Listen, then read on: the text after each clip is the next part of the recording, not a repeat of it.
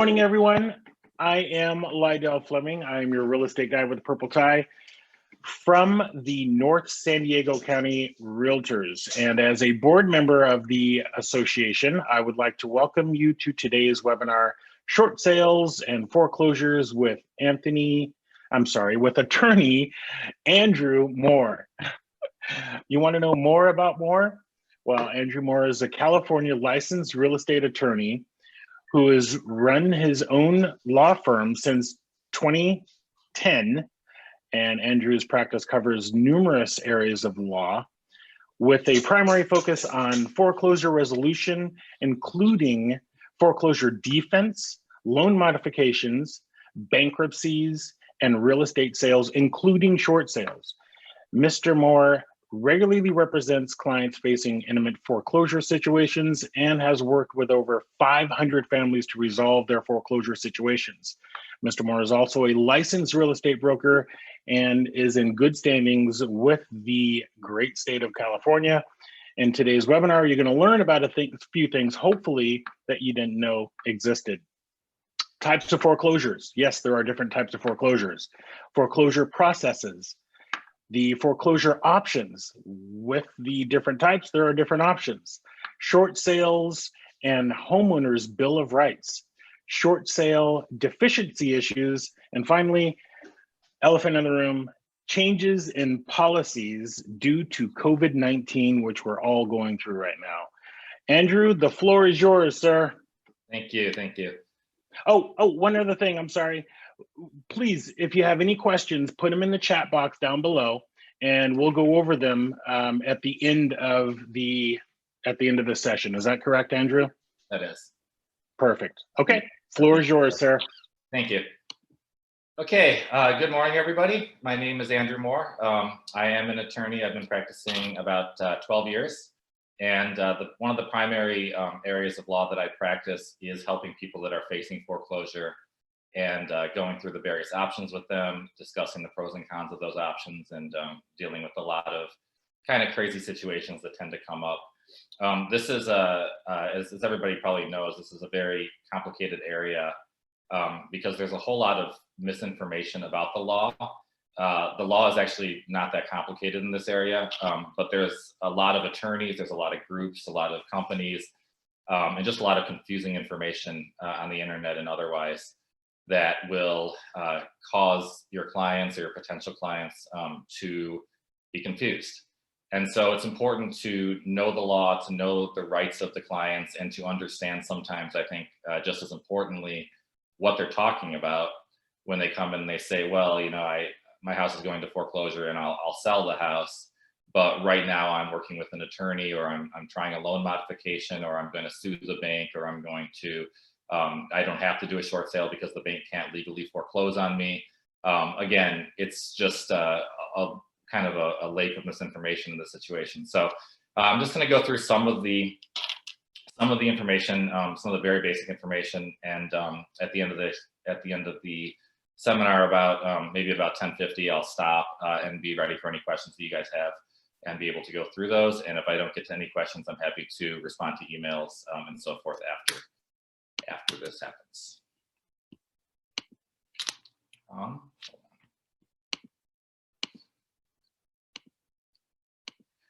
Okay, so this is my information for my law firm. If you guys have any questions after the seminar, please send me an email. That's the easiest way to get in touch. I'll be happy to address any questions and to go over any clarifications on the seminar, or just discuss anything related to it that you guys might have to discuss. The first thing I want to talk about here as a preliminary matter is the types of foreclosures in California. There's two main types of foreclosures in California. There's actually only two types of foreclosures. One is a judicial foreclosure, and one is a non-judicial foreclosure. And the judicial foreclosures are extremely rare. That is where you go through and the bank, instead of doing a trustee sale, which is typically what we all see every day, goes through a court process, and they sue the borrower and they say, you owe $1 million. The house is worth $500,000.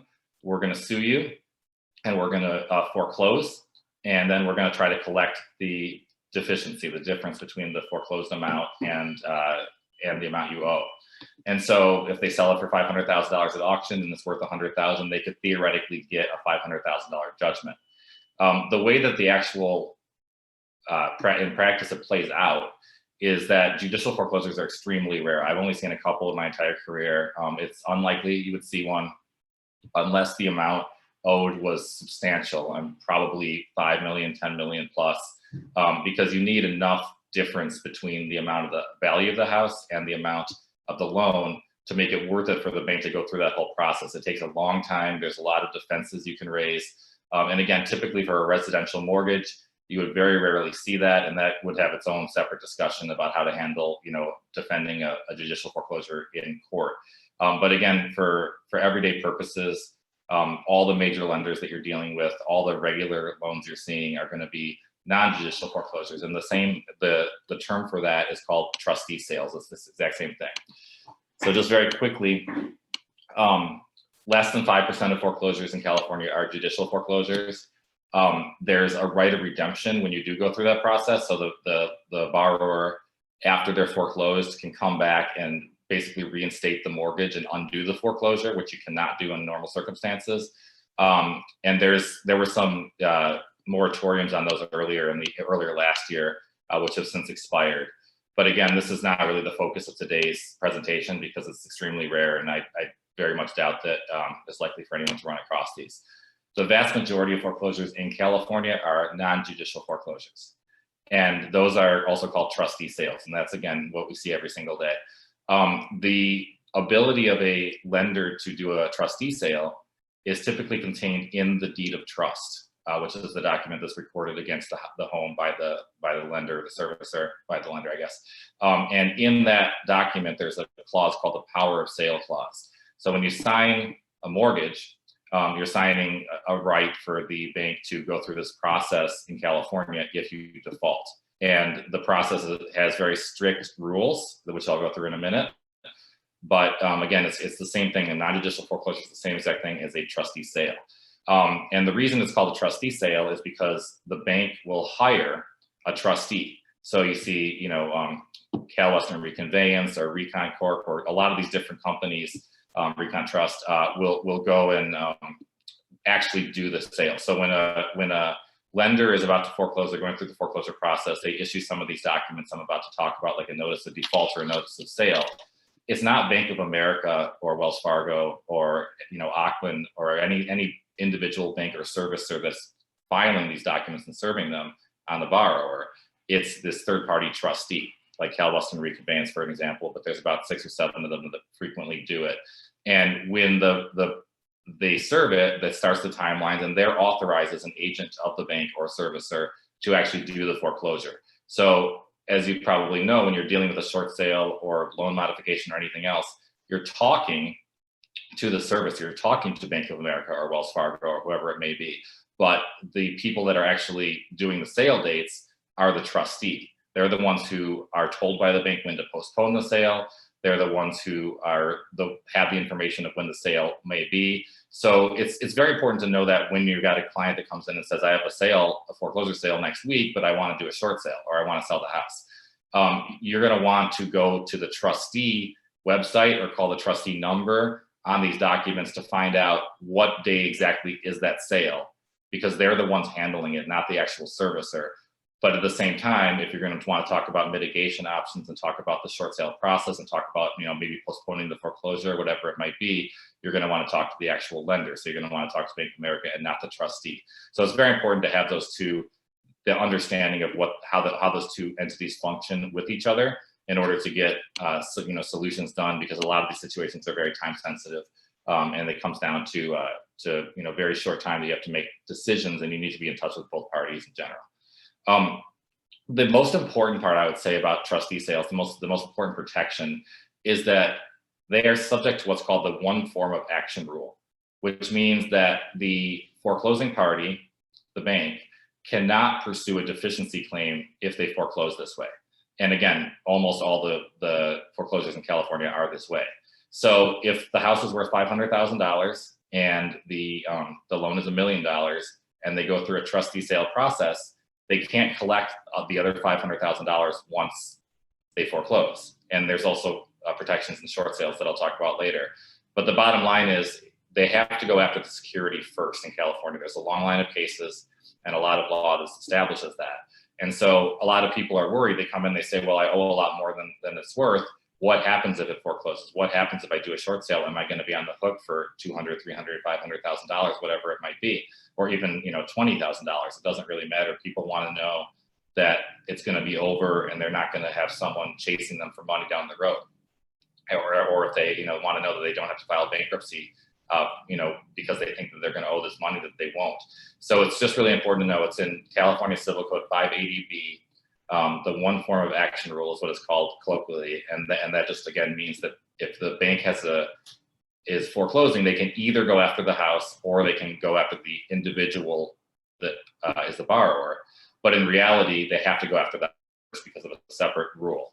And there are exceptions to that. I'll talk about them a little bit later. The main exception is when the borrower commits mortgage fraud.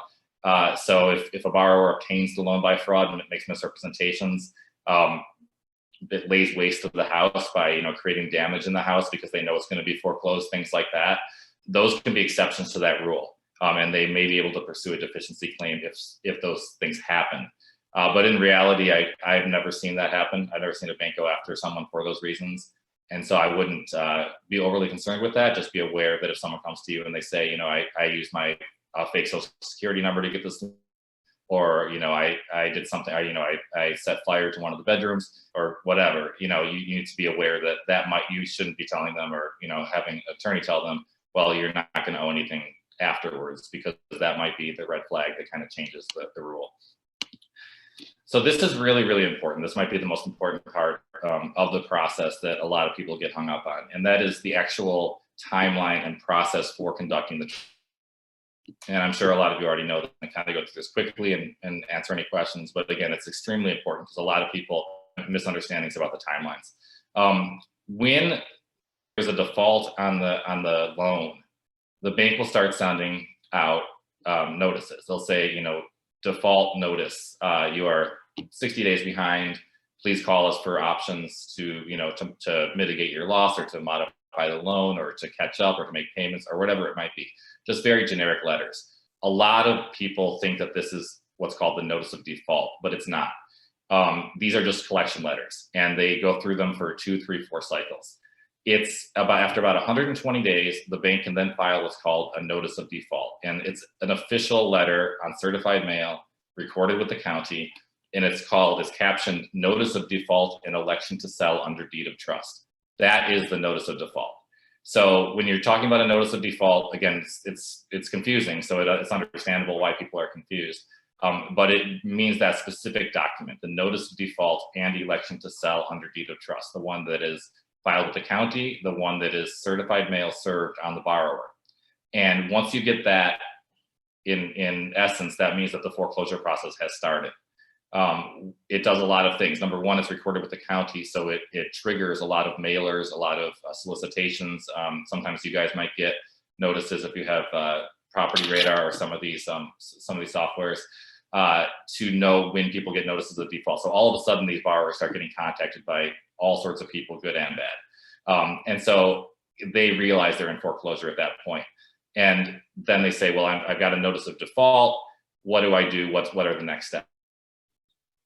And the next steps are going to be that after the notice of default is filed, you have 90 days before the bank can set a trustee sale, and which is the same as a foreclosure sale. So you get the notice of default, and you've got at least 90 days, usually around 90 days, because they tend to go fast, before the bank actually sets a foreclosure sale date. And those 90 days are supposed to, in theory, give you an opportunity to cure the breach, to catch up, to finance, to do something with this loan that's now delinquent.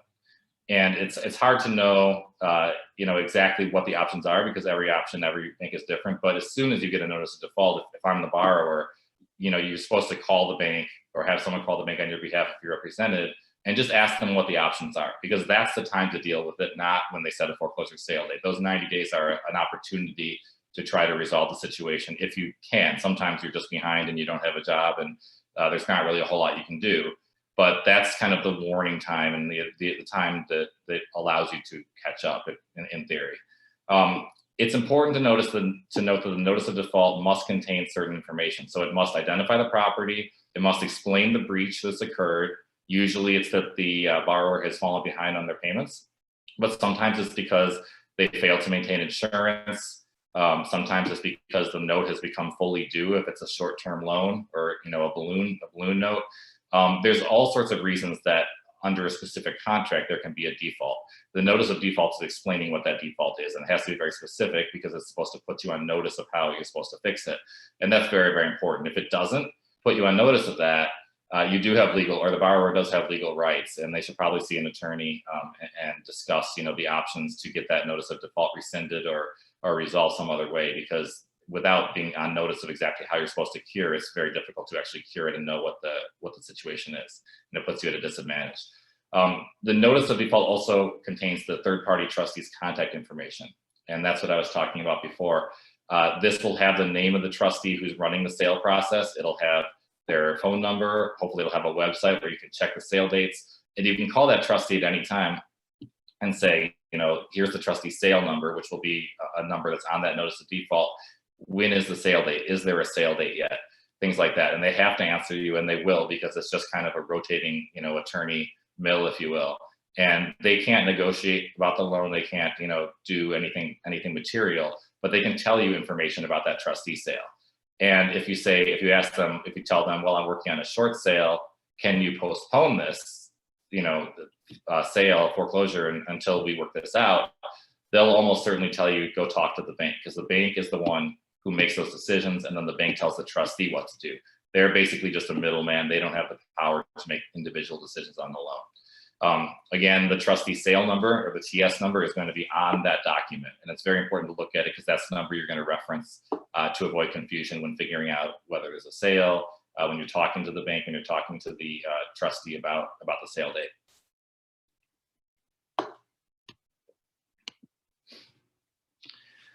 If the default is cured within 90 days, so let's say that the notice of default says you're $20,000 behind, and we're starting the foreclosure process. If you pay the $20,000, and if you pay the payments in between, so let's say you cure it 60 days later, that's 2 more mortgage payments. You got to pay the default, you got to pay that amount, and then you got to pay any fees and so forth that are associated with it. So you want to be talking with them the whole time to figure out what the exact amounts are. You don't want to be a little bit short. That causes all sorts of problems. People will sometimes cure the default, but then have a new default, and it just creates a lot of confusion. You want to ask the lender, what is the reinstatement amount? You can ask for a reinstatement quote, and then you reinstate it. And if you do that, then if you cure it, then they have to rescind the NOD. They have to take it back. You're out of foreclosure. It's cured. If it's not cured within 90 days, then they can record and post a notice of sale. And that's a sale date I'm sure everyone's familiar with. It gets posted on your door. It sets a foreclosure sale date, and it has to be at least 20 days after that 90-day period. It can be as soon as 20 days. Sometimes it's 30 or 40 days. It often has to do with the schedule of the bank, because they like to do them, in mass and in big groups. So they can set it as soon as 20 days. So in essence, once the notice of default is filed, it could go to sale. It could go to foreclosure within 110 days. Just a really important timeline to do. You get a notice of default, you see when it's filed, and you calendar that day, and you work backwards for solutions, because that's the amount of time you're going to have. The notice of sale also has to show the total amount that's required to pay off the loan. So the notice of default has to show the default amount. Notice of sale has to show the total amount that is required to pay off the loan. Now, as far as reinstating the loan, let's say that you get a notice of sale and you're behind now, you didn't cure the $20,000 for the notice of default, and now they set a sale date, and now 10 days later, now you have the money. Now you're behind $33,000, but you have the money, and you say, well, I want to cure everything, I want to pay everything. You can do that legally up to 5 days prior to the foreclosure sale date. If you do it after 5 days, so if you do it a day or two before the foreclosure sale date, technically, the law says that the bank could still foreclose because of something called the tender rule, which says you have to actually tender the full amount. Now, in reality, I've never seen that happen, and I've seen lots of borrowers reinstate the day before, or 2 days before. So I don't think this is very common. It's just something to be aware of. If someone's saying, I'm going to reinstate it, the day before the sale, otherwise I'm going to try to sell it, or something, along those lines.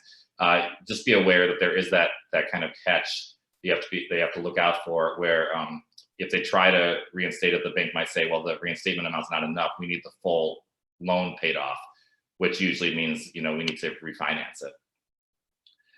So again, I set out this chart. You guys can look at this later. It's just basically what we've been talking about, but it's the timeline for the default letter, the notice of default, and the notice of sale, and the timelines from that. Again, once they receive the notice of default, you want to calendar out 110 days. That's the first day they could sell it, and that's the day that you should be looking at to try to solve it way before then, especially with the sale process. Now, when someone comes to me facing foreclosure in California, there are a lot of options, and it really depends on the situation. So just kind of very quickly here, they could cure the default or reinstate the loan. A lot of people tell me, well, I'm behind. I have a sale date in 2 weeks. I have, a bunch of money in the bank. I could cure it, but I'd like to try to get a loan modification. There's pros and cons to that approach. But again, if you can cure it, in general, it's better to cure it. It's better to get on time on the loan and then to refinance in the future, especially with the way the interest rates are right now. The second thing you can do is apply for a loan modification. That's just an application directly with the bank. I don't want to get too much into detail on loan modifications today. It's not something the bank ever has to do. So a lot of people, have this misconception that the bank should work with them. They should look at, they only have $2,000 a month in income, so the bank should make their mortgage payment $1,000 a month or $800 a month, because that's what they can afford, even if their loan is $3 million. That's what the bank should do. I get that statement more than you would probably believe, and I have to explain. The bank is in it for their own interest. It's a contract. The note, the agreement you have with the bank is to make these payments. If you don't make the payments and you default, the bank can offer you a loan modification, but it's up to the bank. It's pretty much only if it's in the bank's best interest.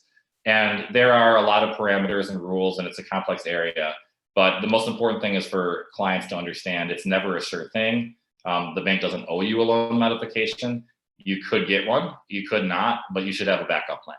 And that's a lot of times where realtors come in, either as a plan A or a plan B, to know that they, to have a plan to sell the property if something else fails. Because a lot of people will come to me and they'll be like, I'll sell it if I have to, but I'll do everything else first. They just don't want to lose their home. You've all heard it. And so they want to go through every other option. And, oftentimes, most times they can't be talked out of that.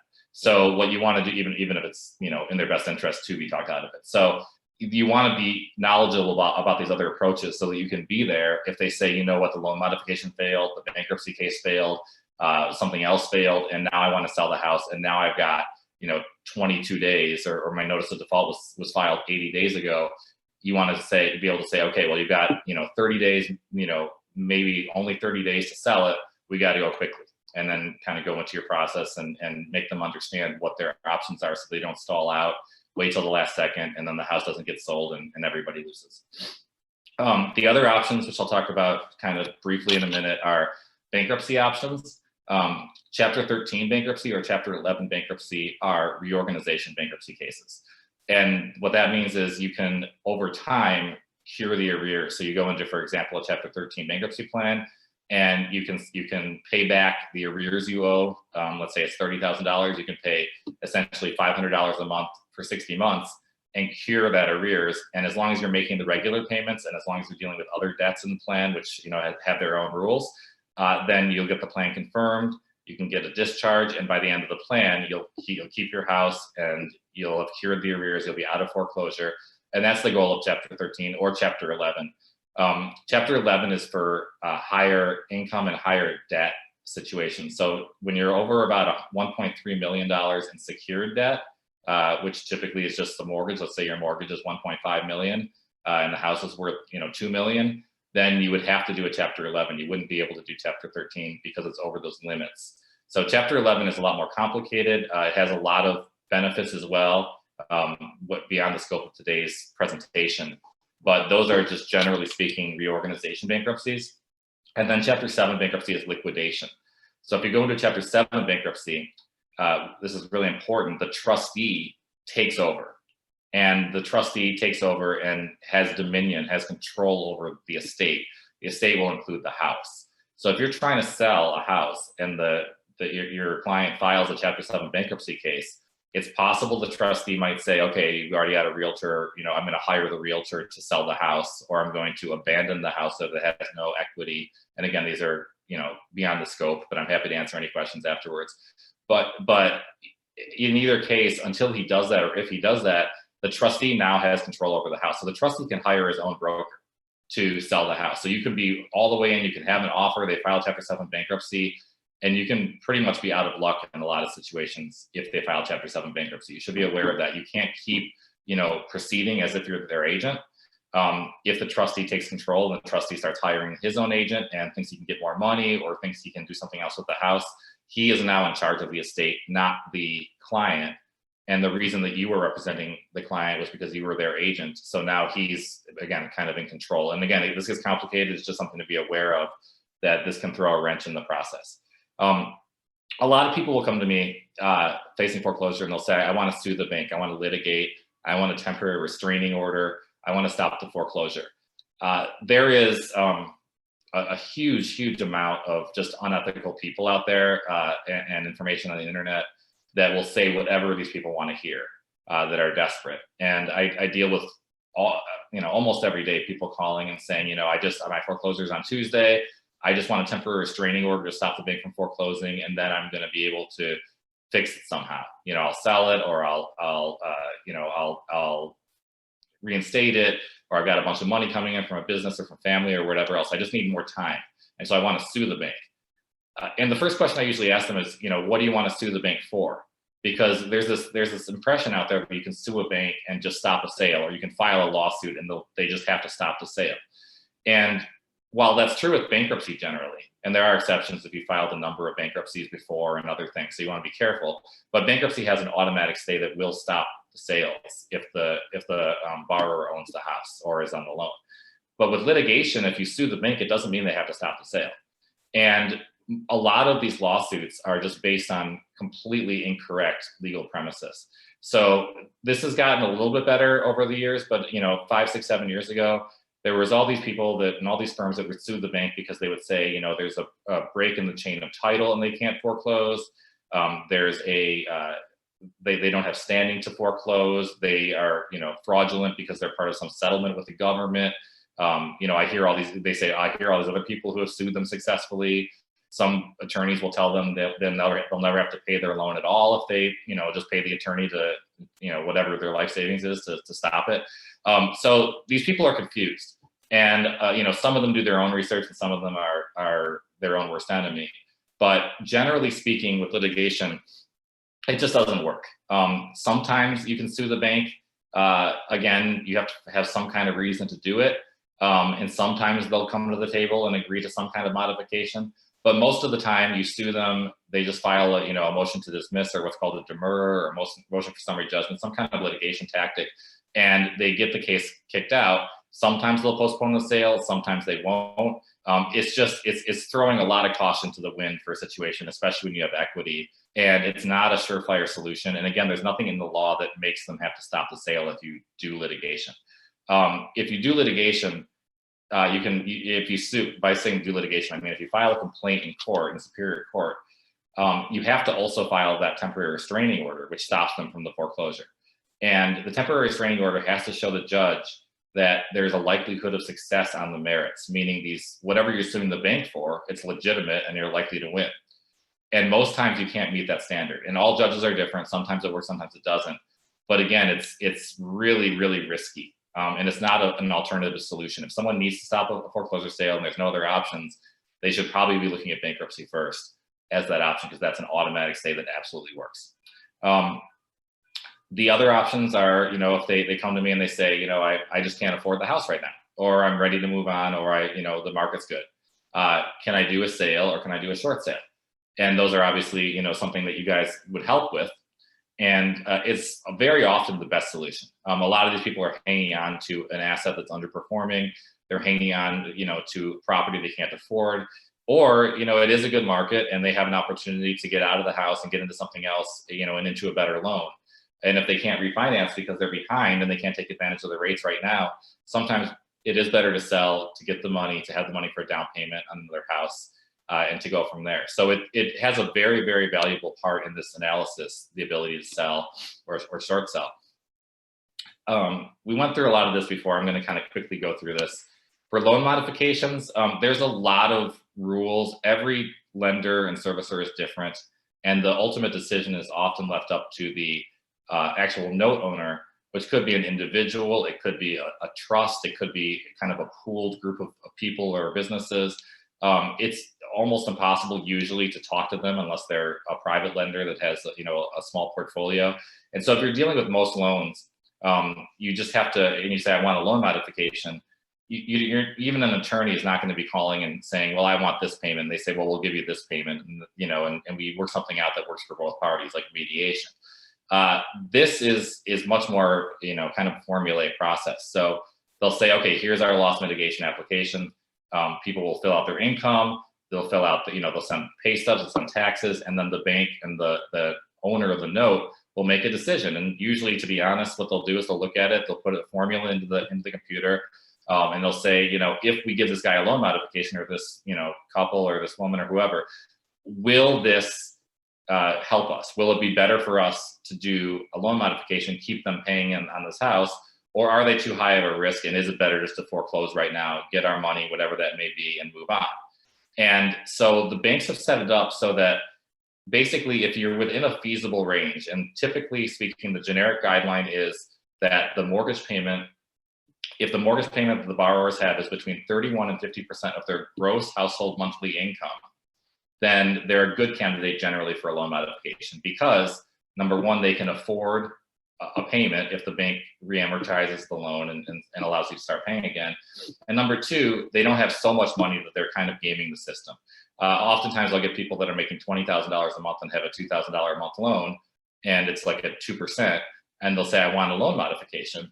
And they're like, I'm 5 payments behind, or I'm 2 payments behind. And clearly what they've done is they just stop paying because they know that they need to default to get a loan modification. But they don't understand that if you're making 10 times the amount of the mortgage, the bank's going to look at it suspiciously, and they're going to say, well, in regular, layman's terms, if this person can't pay a mortgage that is 1/10 their income, then they probably are bad at managing money. And so even if I, modify this, they're probably just going to default again. It's going to cost us a lot of money to keep chasing them. And so they're not a great candidate for a loan modification. That being said, I've seen people being modified under every circumstance. So it really just depends on the servicer and the situation at the time, and it's hard to guess. So it's always worth trying, but usually those loan modifications are not as good as people expect. And sometimes they'll even get a loan modification where the payment will go up, and they'll say, well, you're behind $100,000, so we have to get that paid back somehow. And then the client freaks out and says, well, I can't afford this, we should sue them. And I have to explain it's their right to offer you whatever offer they make. Again, it's kind of one-sided because you breached the contract, and so within certain parameters, you have to just take or leave their offer and then look at other options. Kind of running behind a little bit, so I'm going to go really fast through this. The Chapter 13 bankruptcy creates the automatic stay. Like I said, if you got someone who's right up against a foreclosure, oftentimes Chapter 13 is definitely the best option if it's feasible, if it can work. And so you want to refer the person to a bankruptcy attorney right away, at least get advice on those options to make a decision, because the automatic stay, if they have not filed more than one case in the prior year, will apply at the beginning of the case, will stop the sale 100%. And with Chapter 13, especially, let's say you have a sale that you're doing, you've got an offer, you're almost at the end, but the bank will not postpone the sale for whatever reason. You can file a Chapter 13 bankruptcy case, and the case can be to complete the sale. So the client could be, unemployed, could have no way of paying back the default, couldn't have no way of really paying back his debts with his income, but he could have this sale where he's about to make $300,000, and if the house forecloses, he loses part or all of that, and everybody loses. He could file a Chapter 13 bankruptcy case, and the plan could say, I'm going to sell this house within 60 days. I'm going to take the $300,000 and I'm going to pay off my $40,000 of credit card debt. And I'm going to take the remainder after cost of sale, which would include the realtor's commissions. And that's a really, really good way to save a lot of these cases. A lot of people don't understand that if you file Chapter 13 bankruptcy, you can use it to actually complete the sale when you got a foreclosure situation and the bank won't cooperate. And that's a really, really effective tool. You can do the same thing in Chapter 11, except it's a little bit more dangerous, because in Chapter 11, if you don't follow through with what you're doing, the court can convert the case to Chapter 7, which again takes all control away, and the person can lose their property. Sometimes it matters, sometimes it doesn't. Again, the other options are Chapter 11 and Chapter 7. Those are, for very specific situations. Chapter 7 is not a good mix with a sale process for the reasons I was talking about before. And again, I don't want to get too deep into this, but happy to answer any bankruptcy questions you guys have after the fact. You have my email address. You can email me anytime. There's a bill going through Congress called the Consumer Bankruptcy Reform Act of 2020. I would expect it to be kind of finalized later this year. The only reason I bring it up is because it would create a new Chapter 10 bankruptcy that would overtake all these other options. And it would also create a real estate option that would allow the homeowner just to reinstate their delinquent mortgage over time. And it's a lot more borrower friendly. It could result potentially in a lot less sales, because people will have these options to save their house through the plan, and they don't have to deal with their other debts. A lot of times I'll get someone who has, $20,000 in arrears, but they owe $300,000 in taxes, and they make $4,000 a month. And if the taxes are recent, and if they file a Chapter 13, they have to pay those taxes back in 5 years, and they just don't have any ability to do it. So even though they could have cured the 20,000 arrears, they've got these other debts that prevent them from filing bankruptcy successfully, and so they have to sell, or they have to deal with it separately. This change in the bankruptcy law would change those options. So again, just kind of something to look at. We talked about litigation before. Again, I'm happy to answer any of these questions after the presentation. There's something called a forensic audit a lot of these firms do. I personally think it's kind of a scam, where they look at the loan documents and they say, someone says, well, can you find me anything wrong with these loan documents? Or if they actually solicit that. And then every single time, they'll send them their note, and they'll come back, it'll be all marked up in red with like 30 different errors. And they'll say, this is the worst loan I've ever seen. They can't foreclose on you. Pay me $10,000, I'll sue them, and they'll never be able to foreclose. And they'll stop their legitimate options like bankruptcy, like selling, whatever else. You want to be aware when someone's talking about forensic audits, that's what they're talking about. Usually it's not a legitimate tool, because even if you find a lot of these minor errors in the loan documents, it doesn't mean they have to stop the sale, and it doesn't often mean that that there's any real damages. They're often technicalities, or they're often fabricated. So it's kind of a red flag with forensic audits. If someone's about to sell the house with you and they say, well, I got a forensic audit and the loan is terrible, it turns out they can't foreclose, refer them to another attorney and say, that's, I've heard about that. That doesn't seem like a legitimate explanation here. Get a second opinion at least.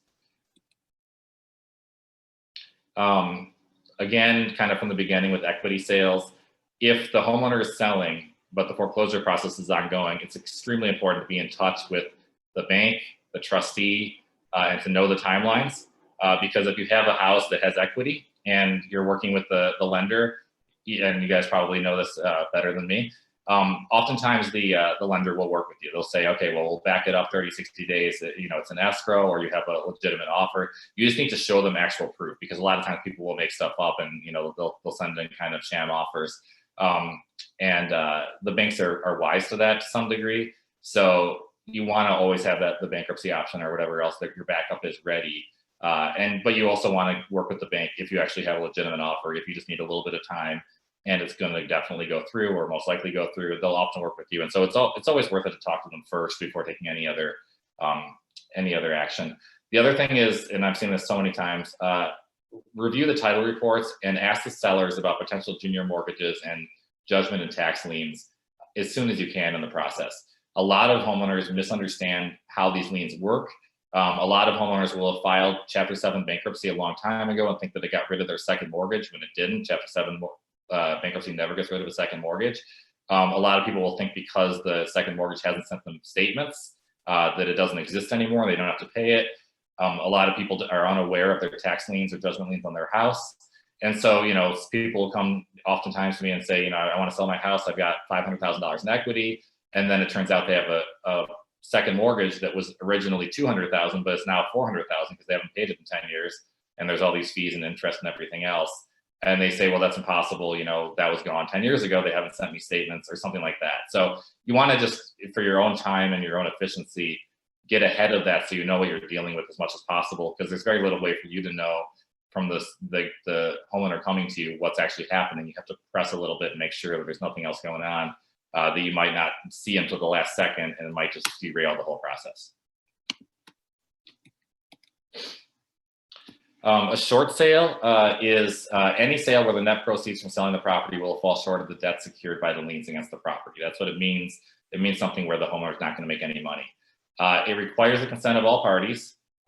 It's something that I'm sure you guys deal with all the time, or I'm guessing. Again, I'm happy to answer any questions after the seminar. And it's an effective tool for avoiding foreclosure. It helps the borrower's credit. Sometimes there's incentives that can be paid from the bank for completing a short sale. It allows the homeowner to have a lot more control over the process because they know when they're going to leave. They can kind of do it on their own timeline. It's an effective agreement between the bank and the homeowner to fix the situation, which is that the house is going down in value. They can't afford the payments, whatever it may be. And so they're doing a mutual agreement, and it just helps overall, both, with their feeling about how it ended, and also with their credit and with their ability to buy in the future and so forth.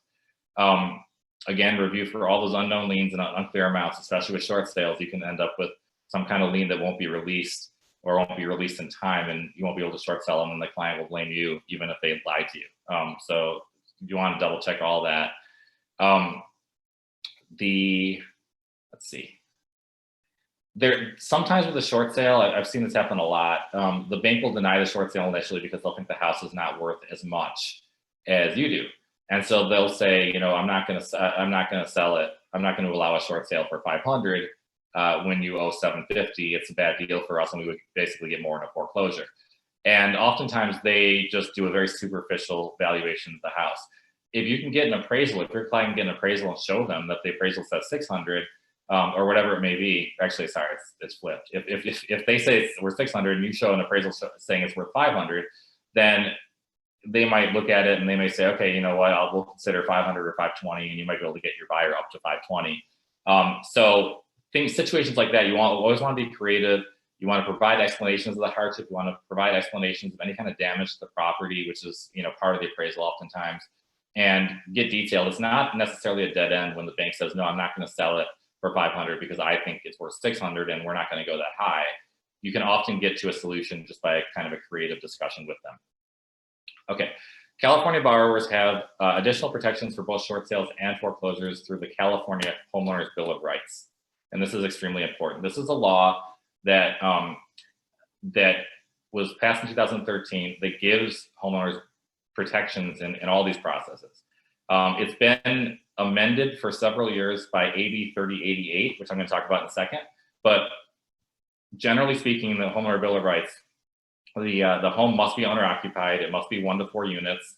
And except for this new rule, so this is not applicable right now, but after, I think, January 2013, it will be, you can't use these protections if the house is a rental property or an investment property. Or again, right now you can't, so I don't want to be confusing about it. It also added in 2019 some very, very important short sale protections. There's a guaranteed single point of contact when dealing with the short sale department.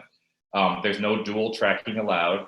And if the short sale has been approved in writing by all parties and proof of funds or financing has been provided, they cannot continue with the foreclosure process. They have to postpone the foreclosure process to complete the short sale process. And they cannot record a notice of default, a notice of sale, or conduct a sale once that has been done. But be very, very careful with all of those. A lot of people think, oh, they gave me a department at the bank, not a single point of contact, so they can't foreclose. Or I submitted a loan modification, so they can't foreclose because that would be dual tracking. These are very specific definitions. The courts have kind of found generally, I would say, in favor of the banks on a lot of them. So you never want to rely on it. There may or may not be something to do about it if it happens. but most times it's not nearly as serious as the client thinks. And so you want to continue with the process and use as your plan A, the original process, the short sale or whatever it may be. Again, a short sale application by the wording in that language typically will stop the foreclosure. That's what the language says. But what lenders have done with both short sales and loan modifications is they can just deny it immediately. So let's say that you applied for a loan modification 4 times, like the homeowner did, kept getting denied, then they come to you, you've got a short sale application, you send it in, the foreclosures on Wednesday, and it's Monday, and you say, well, this will stop the sale. Well, they can take it, receive it, and then they can immediately deny it and say too many attempts of loan or loss mitigation, or not enough time to review before foreclosure sale date. And they're allowed to do that. So a lot of people, again, think you can just send an application, you don't have to worry about foreclosure. Make sure to protect the house, make sure to protect the homeowner by making sure they're aware of that and making sure, again, they have backup options, whether it be bankruptcy, whether you're talking separately to the lender to postpone it, and kind of a combination of those is usually the best. There's the short sale deficiency law is very clear. If I were you, I would read California Code of Civil Procedure 580 in its entirety. It includes all the deficiency rules. In plain language, if it's a short sale, if it's a 1 to 4 unit property, then they cannot collect a deficiency. So if if the house is worth 400 and they owe 600 and the lender consents to a short sale, that lender cannot collect a deficiency, cannot collect the other $200,000 afterwards. This is actually, I just kind of laid out the language because it's so important from the actual statute. Again, the exceptions, fraud, if it's not an individual, so if it's an LLC or if it's a corporation owning the property, they could go after the deficiency. It doesn't apply. If the loan is cross-collateralized, look out for that. So if it's like a business loan and there's a loan against one property, but also against another property, they may be able to collect a deficiency. So those are typically the exceptions. But other than that, with a general situation you would see with an individual living in their house where they're behind and they want to do a short sale, there's an anti-deficiency statute right here that protects them no matter what. And also extremely important in 580 E2B, the lender cannot say, well, give me an additional $4,000 and I'll do the short sale. They used to be able to do that. They cannot require a contribution anymore. That's specifically in the law. And so they have to kind of take the offer or leave it, but the borrower cannot be forced to contribute to one lender and not another. There most likely are not tax ramifications on a lot of these short sales, but you always want to refer the client to a tax professional because every situation is different and you don't want them coming back with a big tax bill and saying that they blame you. There are a lot of protections in place, but I'm not a tax professional and you want to speak to someone who is on those specific issues.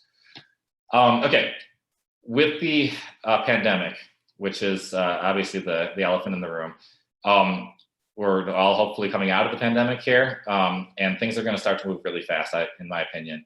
There were a lot of laws, there's a lot of forbearances, a lot of executive orders. Almost all of those have now expired. There's very few additional protections and banks are starting to foreclose faster.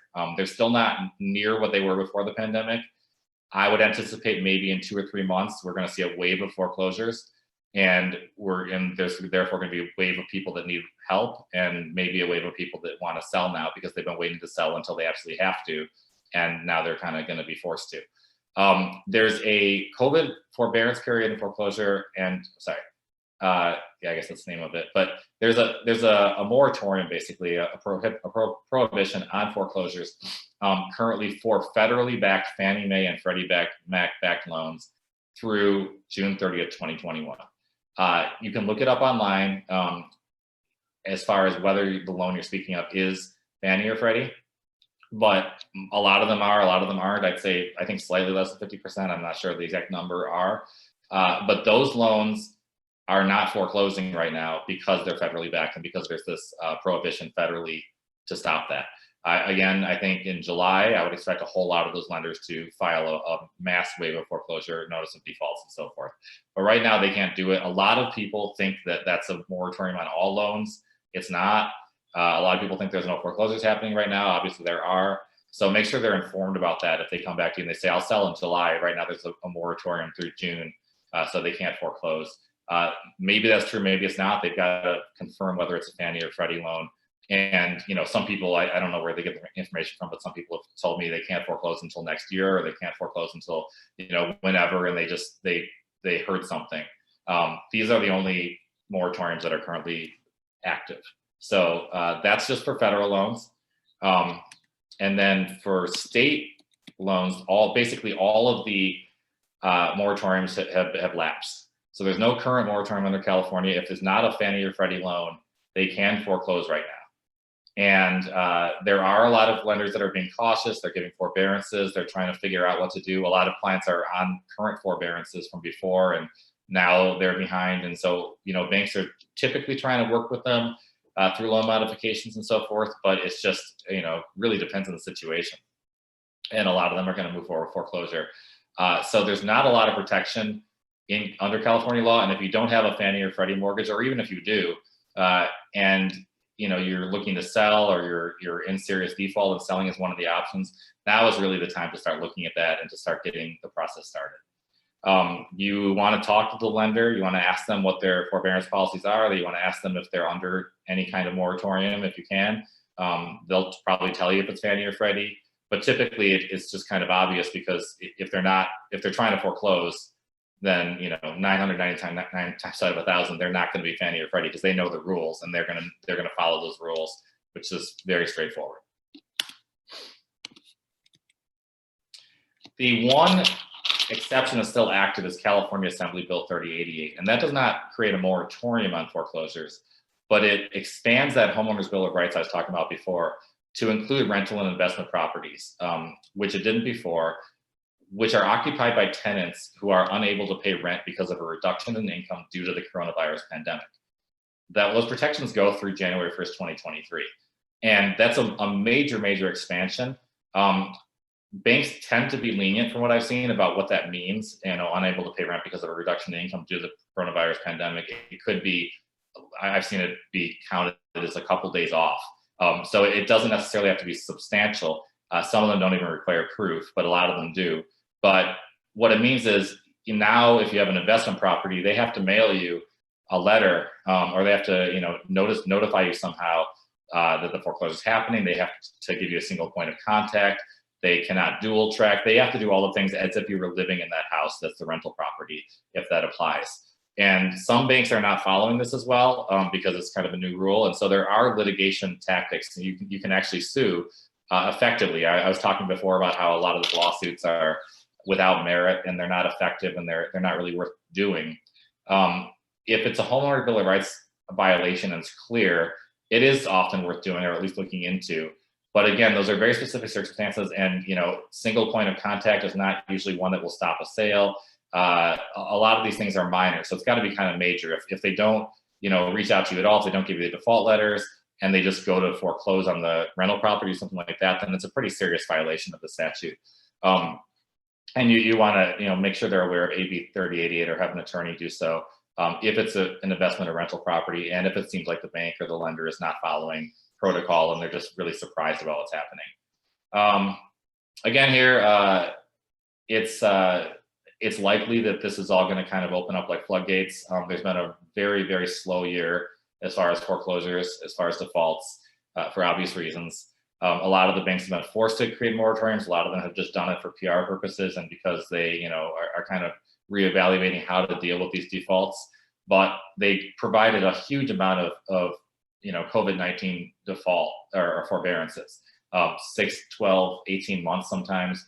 I've had clients who are about to have to sell their house, they're about to have to file bankruptcy, and all of a sudden they get a 12-month forbearance. And so they just say, well, I'll talk to you in 12 months. And of course I tell them, we should still have a plan and deal with it now.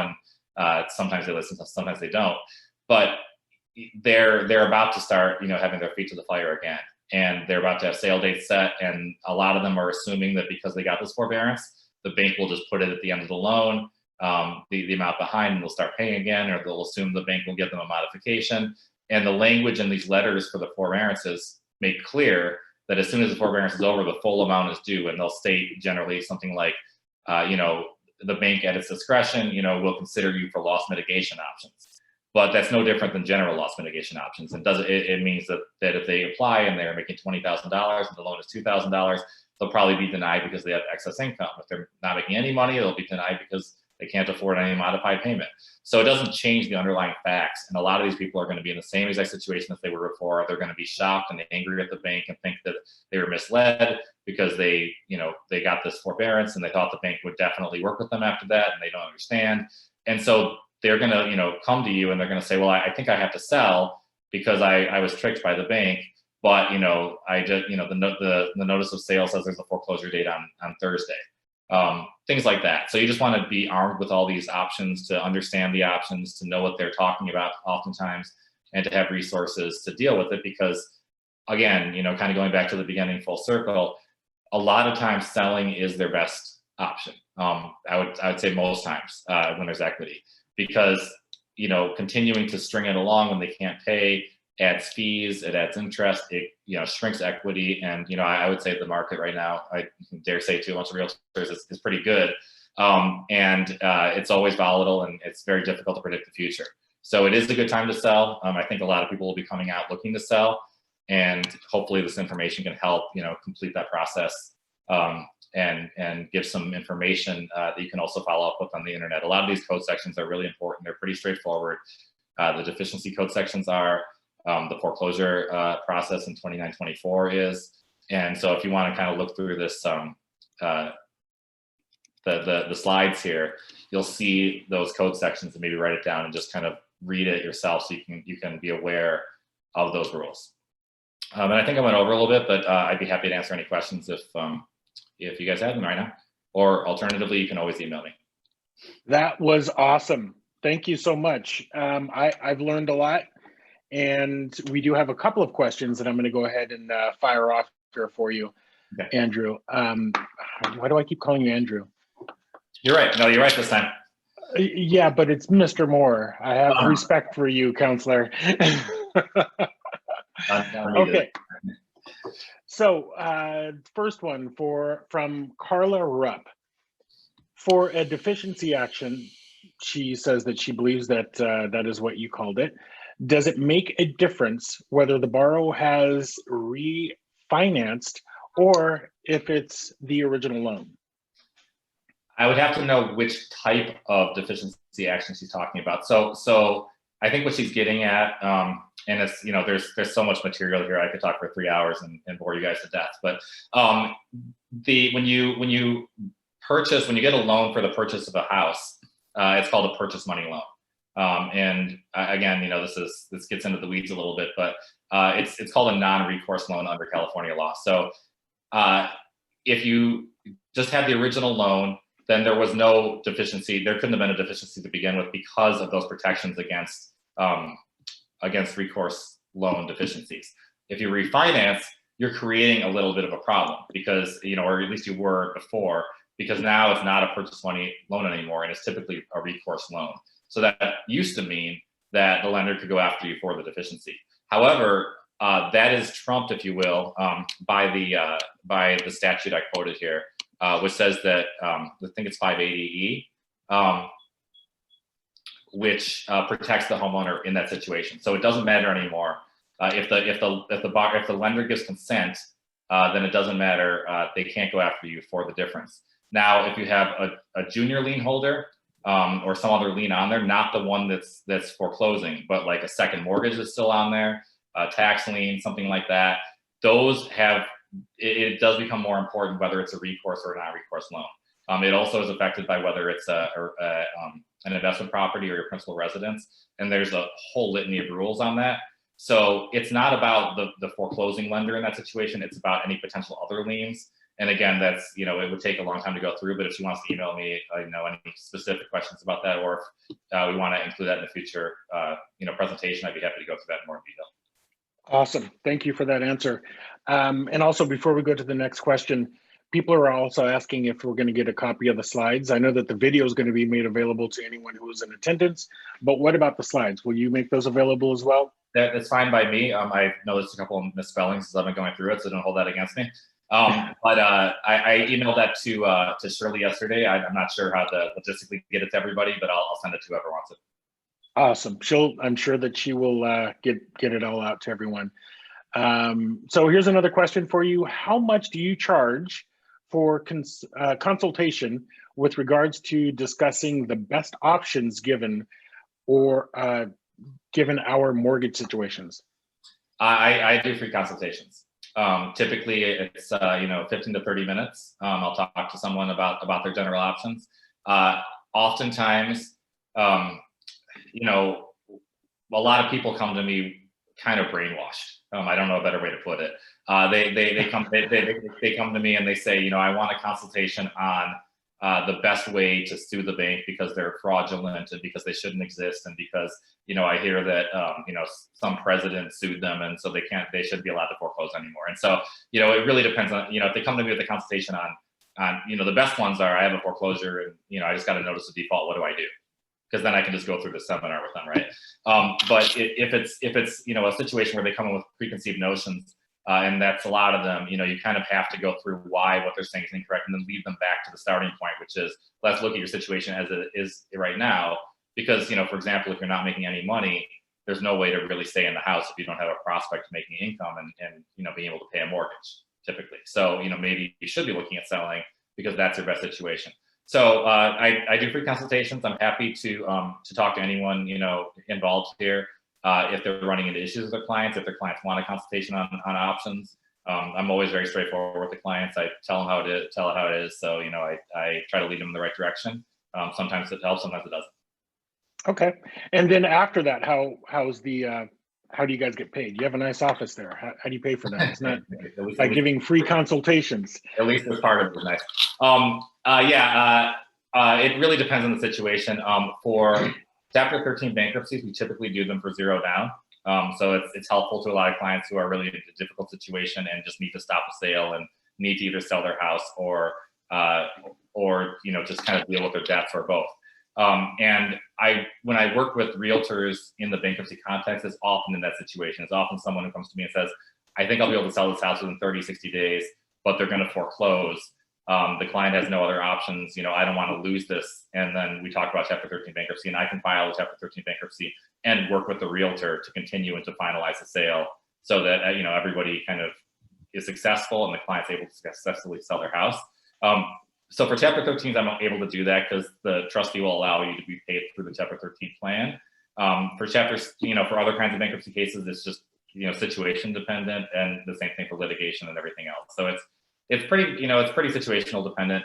But I'm pretty reasonable with that, and I try to work with clients' budgets. And again, I'm happy to talk about it in the consultation, and then if they can't afford whatever they're trying to do, I point them in the right direction. That's awesome. That's awesome. And do you guys offer consultations in different languages, Spanish? If they can deal with my Spanish, they can. I currently have a paralegal who helps with that. So currently we do, but she's actually going to law school, so I don't know how long I'm going to keep her. But right now we do. I'm going to continue to try to be able to do consultations in Spanish. Those are the languages we offer right now. Got it. And dual tracking.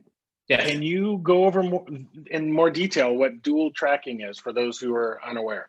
Dual tracking means, in a nutshell, that the lender is evaluating a loss mitigation option at the same time that the lender is moving forward with the foreclosure process. That's the simplest way to put it. So the whole point of the Homeowners Bill of Rights is to say, look, if the borrower is trying to work out something with you, trying to do a short sale, trying to do a loan modification, trying to do something in cooperation with the bank, and they send you an application, you can't just then set a sale date and continue to pressure them while you're taking your time evaluating their options. You have to take the time to evaluate the options, tell them what you're going to offer them, and then if you deny them, you can go forward with a foreclosure sale date or whatever, but you can't do them both at the same time. That's the point of it. Again, in reality, the banks have found some loopholes, and a lot of people depend on this dual tracking. They say, I threw a loan modification application at them, and so they have to stop the foreclosure process, right? And all the bank has to do is they have to say, you didn't include your middle name on the line when that was part of the loan. So they really do, kind of game the system unethically a lot in that situation. And that's why you have to be aware of your rights and not count on it. But at the same time, it does provide some protection. And when you're sending applications in, most of the time they'll honor it and they'll go through the regular process and they will back up the sales. And that's the whole point of no dual tracking. And it helps. It's used 99% of the time. It's just that as an attorney, it's really important to have people understand that they shouldn't rely on it. They shouldn't say, well, I know they can't dual track, or I sent in an application and then they denied it and then they set a foreclosure date. That's dual tracking, because it just is misunderstood a lot of times. The banks can decline the application for any of a million reasons, and those applications are often like full loan applications. So they could say, I want pay stubs, I want recent pay stubs, and someone can send 2 months and they could say, I meant 3 months. And or they can say, there's just a lot of things they can say, well, you've applied too many times, because to be fair, a lot of people will say, oh, no dual tracking, and so they'll just send in a loan modification, it'll be denied, they'll send in another one, they'll keep saying you can't dual track, so you can never foreclose on me. And that's kind of something creative people have tried to do. So the banks have been found to be allowed to deny it if it's like excessive, which is ambiguous.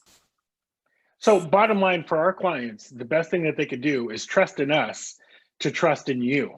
Yes, and to be informed. I mean, I think yes. It's always dangerous to trust in any given attorney. Hopefully, I would be one of the exceptions, but a lot of attorneys don't understand this on the level they should, right? Just because you're an attorney, and I think I'm speaking to people who understand this, doesn't mean you're good or ethical or understand the law. It should, but especially in this area, you get a lot of people who just say, they'll be the ones telling the client they can't dual track. Pay me another $2,000, I'll send in another application. And then they get foreclosed on, and the attorney says, well, that can't happen. Pay me another $10,000, I'll sue them because what they did is illegal. So it's just not, I don't want to put a bad name on attorneys. I'm just saying that it can happen, and you gotta do your own research. You gotta be informed. This is all in the law, and it's all in those code sections. So you don't really need an attorney to understand the basics. Obviously, you don't want to give legal advice to clients, but information is power, both for someone in the real estate business and also for the homeowner. And so they should be informed about it. They should understand it, but it's dangerous to use buzzwords and to just say dual tracking, I'm safe. And so while it's a very powerful tool and while it's helpful, and I feel like I'm almost, being anti-attorney or anti-bank or I don't even know. I'm just kind of trying to lay out the facts. You want to be extra, extra careful and have that backup plan all the time. So when I get a client who has sent in a loan modification application and they think it'll be postponed, and the bank is saying, yeah, we'll probably postpone it, or, we're going to put in a request at some point to postpone it. And they're also at the same time saying, well, if this doesn't work out, I'll sell the house. And they've got a realtor ready, but right now they're trying a loan modification first. And they come to me, I tell them, look, if this doesn't work out, they may not postpone the sale. This dual tracking is not as strong as you think. Are you ready to file a Chapter 13 bankruptcy if you need to? Are you ready, or do you have a buyer ready to put in their offer and to have you talked to the bank about postponing the sale in that event? They need to have a plan B, or they should have a plan B, because so many times the loan mod will fail 2 days before the foreclosure, and then they'll say, well, what do I do now? And they'll say, I thought they couldn't do that, and then they'll try to find an attorney, and they'll just be in dire straits. And you want to have that backup option, both for their own good, but also for their peace of mind.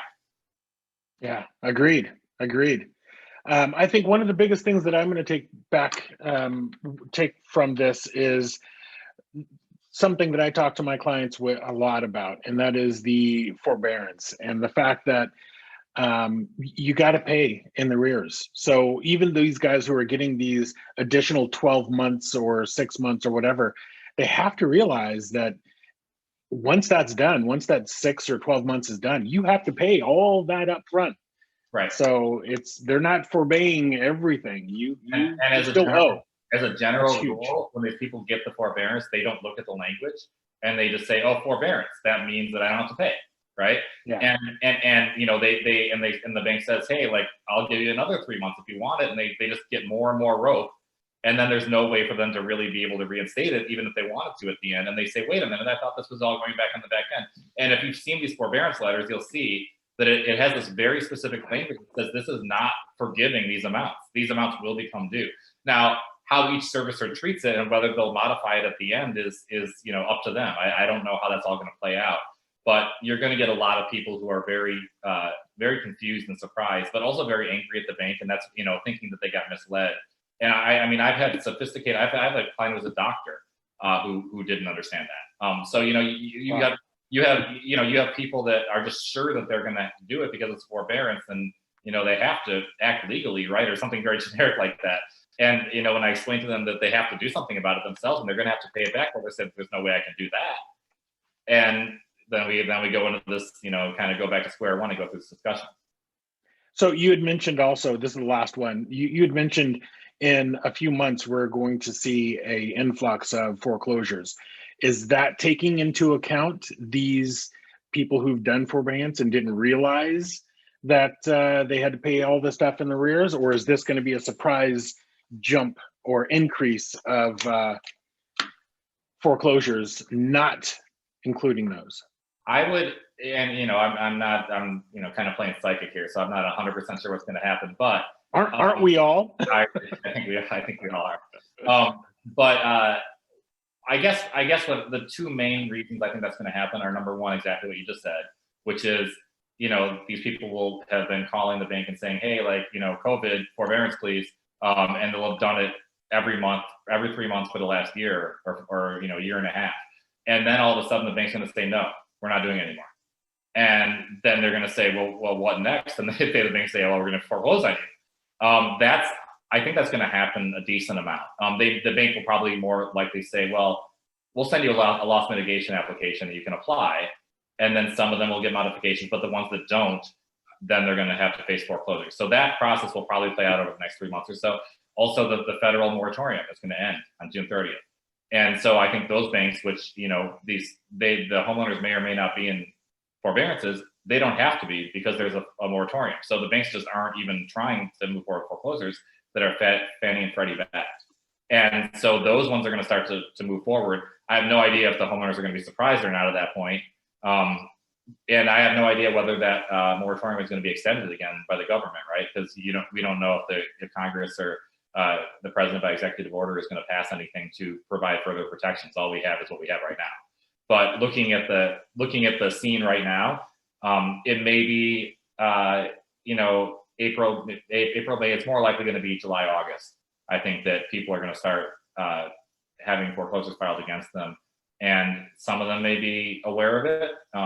Anyone that's kind of sophisticated and is looking this up and reading all this might be, but a lot of people are going to be surprised, and a lot of people are going to have emergency situations, I think. Yeah, and everyone who attended this seminar today is that much further ahead than those who didn't. So thank you guys for attending, and I'm sure your clients will thank you as well. And Counselor Moore, we appreciate you every time you come out. We thank you. And on behalf of the North San Diego County Realtors, thanks everyone for attending, and we will see you guys next time. Thank you all. And again, if anyone has questions, feel free to email me. Oh yes, and we will be sending your contact information as well as the slides and the videos and all that good stuff to everyone who was in attendance by the end of the day. Sounds good. Thank you. Thanks again, guys.